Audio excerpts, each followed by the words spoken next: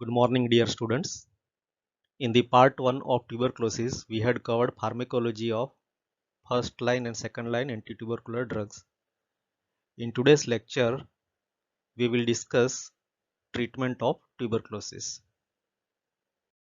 For effective application of anti-tubercular drugs, it is important to understand the microbiology of Mycobacterium tuberculosis. Mycobacterium tuberculosis is an aerobic acid-fast bacilli. Mycobacterium tuberculosis doesn't always multiply, particularly in unfavorable condition. Example, presence of caseous material. They multiply slowly even in favorable conditions like presence of pleural lesion. They can be categorized as following. Rapidly growing, that means once in 1 to 2 days. These bacilli are located in the wall of cavitary lesion where pH is neutral, and these bacilli are highly susceptible to INH. Slowly growing bacilli located intracellularly where pH is acidic, and these bacilli are highly susceptible to pyrazinamide. Spurters. These bacilli remains within the caseous material where pH is neutral, and these bacilli are highly susceptible to rifampicin. Another population of these organisms remains dormant, and these organisms are totally remain inactive for prolonged period. Drugs like bedaquiline is particularly effective against this type of organisms. What are the goals of anti-tubercular chemotherapy? Number 1, to kill dividing bacilli for rapid reduction in bacillary load and quick sputum negativity. So, patient become non-contagious and affords quick symptom relief. Second, to kill persisting bacilli for cure, sterilization of the patient and prevention of relapse. Third, to prevent emergence of resistance. So, bacilli remain susceptible to anti-tubercular drugs. But the relative activity of first line drugs in achieving these goals differs, and therefore combination of anti-tubercular therapy is required for the treatment of tuberculosis. Let us see the general principles of anti-tubercular chemotherapy. Fixed dose combination. Why? Any single drug used in the treatment of tuberculosis lead to emergence of resistance and relapse in almost 75% of the patients, and therefore combination therapy is required in the treatment of tuberculosis. Occurrence of drug resistance organisms. Approximately 1 in 10 raised to 6 to INH and approximately 1 into 10 raised to 8 to rifampicin. So if we use two drugs in combination, that means INH and rifampicin, organisms resistance to both these drugs become 1 into 10 raised to 14. That means very negligible incidence. Another thing, bacilli which are resistant to rifampicin may sensitive to INH and vice versa, and therefore resistance organisms to both these drugs become very uncommon. By the same rationality, a massive infection where bacillary load is 10 raised to 10 can be treated with 3 or more anti-tubercular drugs. For prophylaxis, a single drug is sufficient because the number of bacilli is very small. Principle number 2, use of most efficacious bactericidal anti-tubercular drugs. INH and rifampicin are most efficacious and their combination is clearly synergistic. And because of this, duration of therapy can be reduced from 12 to 9 months. And addition of pyrazinamide in first initial phase of 2 months can further reduce total duration to 6 months. Third principle is single daily dose of all first line anti-tubercular drug is preferred. Fourth one, treatment response. It is fast in first 2 to 4 weeks because of rapid elimination of fast dividing bacilli, which provides quick symptomatic relief. Subsequently, improvement declines because gradual response of slow multiplying bacilli. Fifth principle is adequacy of regime can be assessed by sputum smear as well as culture and relapse rate after completion of the anti-tubercular therapy. One has to follow guidelines provided by World Health Organization and revised National Tuberculosis Control Program of India. As per 2010 guidelines, tuberculosis cases were classified into either new case or previously treated case and drug resistance tuberculosis, including multi-drug resistance tuberculosis. RNTCP 2016 guidelines have included extensive use of drug sensitivity testing for effective treatment of drug-resistant tuberculosis. And therefore, nowadays, liquid culture and drug susceptibility test as well as faster genotyping test like line probe assay for rifampicin and INH resistance and cartridge-based nucleic acid amplification test for rifampicin resistance are widely used. All anti-TB regimes have an intensive phase with 4 to 6 drugs for sputum conversion and to provide symptomatic relief, followed by continuation phase with 3 to 4 drugs for elimination of the remaining bacilli and to prevent relapse. RNTCP 2016 has classified tuberculosis cases into the following categories. Number 1, drug sensitive tuberculosis, in which patients bacilli susceptible to all first line antitubercular drugs.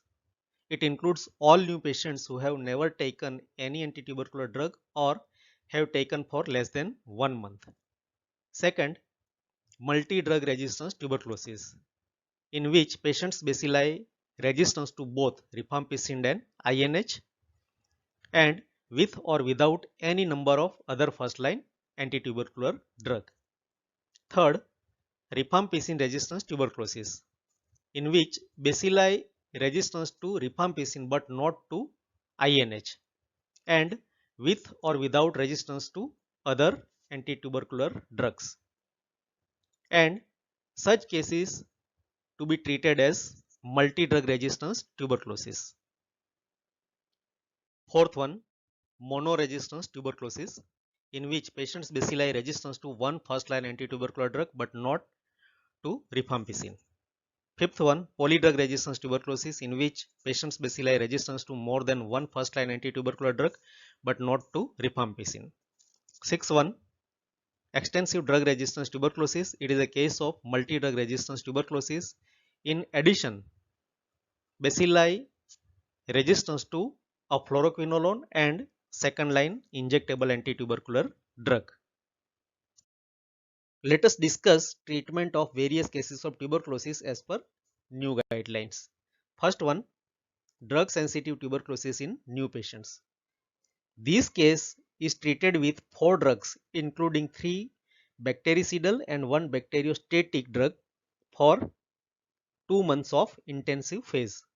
This phase led to rapid reduction in bacillary load and therefore provides symptomatic relief to the patient. Second important aspect of this phase is to reduce risk of emergence of selecting resistance bacilli, particularly to INH, which is approximately 18% now. After 2 months, there is discontinuation of pyrazinamide and therapy continued with remaining 3 drugs for 4 months to eliminate all bacilli from the body. As per new guidelines, now frequency of dosing is daily, both in intensive phase and continuation phase. Next is drug sensitive tuberculosis in previously treated patients who are presumed not to have drug resistance tuberculosis. In this case, all 5 first line drugs including injectable streptomycin given for 2 months in intensive phase. After 2 months, there is discontinuation of injectable streptomycin and remaining 4 drugs continued for 1 more month. That means the intensive phase lasts for 3 months, followed by continuation phase for 5 months, in which therapy continue with remaining 3 drugs. One point is to be noted here that in severe forms of extrapulmonary tuberculosis, in both new as well as previously treated cases, the continuation phase may be extended by 3 to 6 months based on clinical situation. You can see here in the table 1 treatment regimes for new patient and previously treated patients of pulmonary tuberculosis presumed to be drug sensitive, which we have discussed earlier. Another thing regarding the daily dose of first line antitubercular drugs. WHO 2010 guidelines has standardized the daily dose of all first-line antitubercular drugs based on body weight. Example, isoniazid 5 mg per kilogram of body weight and so on. However, it is advisable to use fixed dose combinations of oral antitubercular drugs for the following reasons. Number 1, to improve patient compliance. Number 2, to eliminate the risk of bacilli exposure to only 1 to 2 antitubercular drugs and therefore decrease chances of development of drug resistance. You can see here in the table 2 daily dose of first line oral antitubercular drugs as per number of fixed dose combination tablets, and that is based on RNTCP guidelines 2016. Multi-drug resistance tuberculosis or MDR-TB. MDR-TB is a serious problem and has a more rapid course with worse outcomes. If we consider incidence of MDR-TB in India, it accounts for 3% of all new TB cases and approximately 15% of previously treated cases. Treatment of this case requires complex multiple second line drug regimes which have to be used for longer duration, and these are more expensive and more toxic. Some general principles for treatment of MDR-TB. Number 1. Use regimes which have at least 4 certain effective drugs.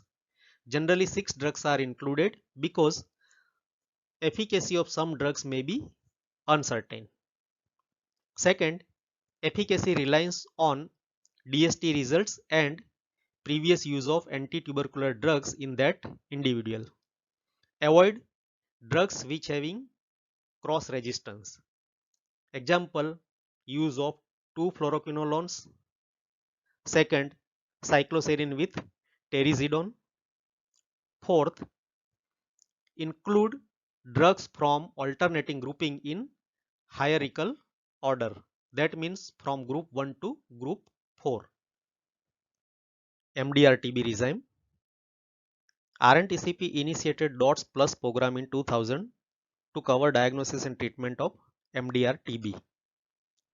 It updated its strategy in 2010 as per WHO recommendation, and as per latest RNTCP guidelines 2016, the standard regime for MDR-TB is given in the table. It includes use of 6 drugs for 6 to 9 months in intensive phase, followed by use of 4 drugs for 18 months in continuation phase. This regime is used for all confirmed or suspected MDR tuberculosis, considering DST results and intolerance. The minimum 6-month intensive phase is extended by 1 month each time till a maximum of 9 months if the sputum culture at the end of 4th, 5th and 6th month respectively are positive. Pyridoxine 100 mg per day is given to all patients during the whole course of therapy. Rifampicin resistance tuberculosis. As per both WHO and RNTCP guidelines, rifampicin resistance cases is to be treated as multi-drug resistance tuberculosis. However, bacilli remain sensitive to INH, and therefore this drug is to be added in both intensive and continuation phase of this regime. Therefore, an intensive phase of this regime has 7 drugs for 6 months, and continuation phase of this regime has 5 drugs for 18 months. Monodrug resistant tuberculosis. Here resistance to one first line anti-tubercular drug other than rifampicin. And the regime includes rifampicin plus 2 of first line drugs which are sensitive to bacilli plus 1 injectable second line drug plus 1 fluoroquinolone. That means 5 drugs for 3 to 6 months in the intensive phase. Polydrug resistance tuberculosis. Here resistance to more than one first line anti-tubercular drug other than rifampicin. And regime includes rifampicin plus any first line drug which is sensitive to bacilli plus 1 injectable second line drug plus 1 oral second line drug plus 1 fluoroquinolone. That means again 5 drugs for 3 to 6 month duration in the intensive phase. In the continuation phase, whether it is mono or polydrug resistance tuberculosis, stop injectable drug and continue for oral drugs for fixed duration of 6 months. That means total duration of regimes for mono and polydrug resistance tuberculosis is 9 to 12 months. And the resistance to first line antitubercular drugs can be detected by liquid culture drug sensitivity test or by line probe assay, which we have discussed earlier. Isoniazid resistance tuberculosis. It is observed that when INH resistance is of low level found in liquid culture drug sensitivity test, or it is due to INHA mutation found in line probe assay, high dose of INH, that means 900 milligram per day, is effective and should be added to the regime along with pyridoxine. But when INH resistance is of high level, or that due to CAT-G mutation, INH is ineffective and should not be given. Extensive drug resistance tuberculosis. These are the MDR TB cases which are resistant to at least 4 most effective bactericidal drugs like INH, rifampicin, fluoroquinolone, and one of kanamycin or amikacin or capreomycin. XDR tuberculosis is very difficult to treat, has a rapid course and high mortality rate. The treatment strategy for this case is stop standard MDR regime immediately on XDR case detection to prevent further amplification of resistance, and an expert panel may decide to design a regime for this case including group 5 drugs which are very expensive and very toxic.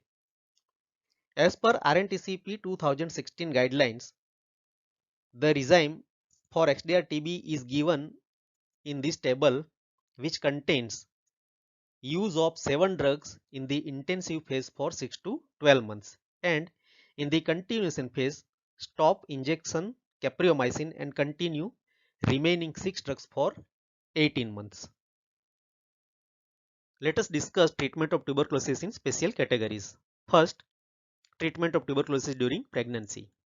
As per WHO and British Thoracic Society, INH, rifampicin, pyrazinamide and ethambutol are safe to fetus, and therefore a standard regime of 6 months which contains 4 drugs in the intensive phase for 2 months followed by 3 drugs for 4 months in the continuation phase should be given to pregnant women with tuberculosis.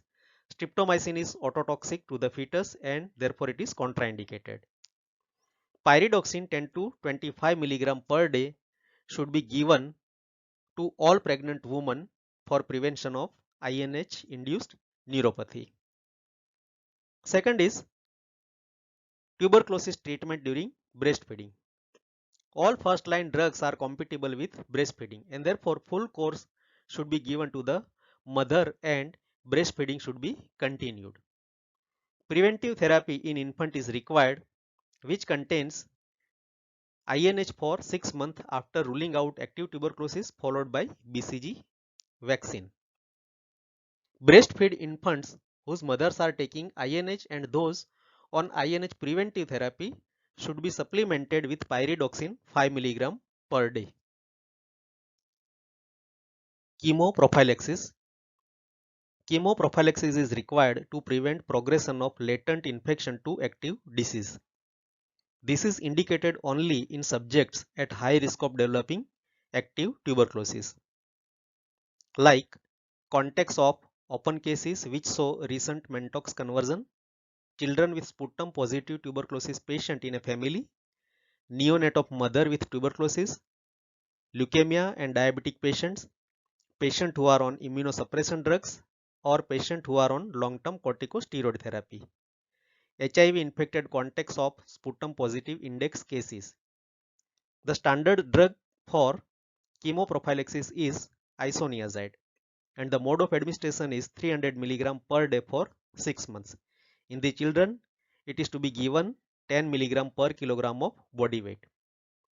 An equally effective regime is high dose isoniazid 15 mg per kilogram along with rifampicin 10 mg per kilogram every week for 3 months. Tuberculosis in AIDS patient. Association of HIV and TB infection is a serious global burden. HIV positive subjects having 8 times risk of developing tuberculosis. They have higher incidence of extrapulmonary, more severe and more lethal tuberculosis. Tuberculosis commonly encountered in these patients when CD4 counts falls below 150 cells per microliter. Also, adverse drug reactions of anti-TB drugs are more commonly found in these patients. Another important consideration is to be given to this patient is drug interaction between anti-HIV and anti-TB drugs. Rifampicin is a potent enzyme inducer, markedly enhances metabolism of anti-HIV drugs like ritonavir and nevirapine and make them ineffective. Therefore, rifabutin, which is a less enzyme inducer of CYP isoenzymes, may be substituted to rifampicin. In the table, you can see regimen for tuberculosis in AIDS patients. Drugs used for this case are same as in case of non-HIV. It includes 4 drugs for 2 months in intensive phase and 3 drugs in continuation phase for 4 to 7 months, and total duration is 6 to 9 months. Pyridoxine in the dose of 25 to 50 mg per day routinely given to this patient to prevent neurological side effects of INH, which is more commonly found in these patients. Further, cotrimoxazole should also be given to this patient to prevent pneumocystitis jirovecii and other infections, and therefore we can reduce the mortality. MDR tuberculosis in HIV patients should be treated in the same way as in non-HIV cases for 24 months. Tuberculosis in special category, infection with Mycobacterium avium complex. Mycobacterium avium complex is an opportunistic pathogen which causes disseminated and multifocal disease in HIV/AIDS patients. The disease develops when there is marked depression of cell-mediated immunity. That means CD4 counts falls below 50 cells per microliter, high HIV RNA load, and presence of pneumocystitis jirovecii infections as well as some other infections. Newer macrolides like clarithromycin and azithromycin are most effective drugs against Mycobacterium avium complex. Eradication of Mycobacterium avium complex has not been achieved by any drug or regimen, and therefore the goal of therapy is suppression of disease and symptomatic relief until immune status of the patient improves by antiretroviral therapy. Therapy of Mycobacterium avium complex infection. In the box you can see the regimen for MAC infection, which includes 3 or 4 drugs in the intensive phase followed by 2 drugs in maintenance phase. Duration of intensive phase depends on the response. That means CD4 counts rises more than 100 cells per microliter, which take 2 to 6 months. The maintenance phase is continued till a minimum of 12 months or till the patients become asymptomatic for MAC infection and CD4 count stays more than 100 cells per microliter for at least 6 months. Prophylaxis of MAC infection. The aim of prophylaxis is to protect the AIDS patients from developing active MAC disease during the period CD4 count remains below 75 cells per microliter. For this, a single drug is used, either azithromycin 1200 mg per week or clarithromycin 500 mg twice a day. Azithromycin is preferred because of better patient compliance. If either of the drugs cannot be used, then an alternative rifabutin 300 mg per day can be used, and this is to be continued till complete suppression of HIV replication and CD4 count more than 100 cells per microliter and stays there at least for 3 months. Role of corticosteroids in tuberculosis. Corticosteroids should not be used routinely in tubercular patients. However, in certain situations, they may be used under adequate cover of chemotherapy. So what are the indications of corticosteroids in tuberculosis? Seriously ill patients having miliary or severe pulmonary TB. When hypersensitivity reactions occur by antitubercular drugs in meningeal, renal, pericardial or pleural effusion to reduce exudation, to prevent its organization and strictures. Patients of AIDS with severe manifestations. In intestinal tuberculosis, corticosteroids are contraindicated because they may lead to silent perforation. Once the general condition of the patients improves, there should be gradual withdrawal of the steroids. Management of adverse drug reactions to anti-TB drugs.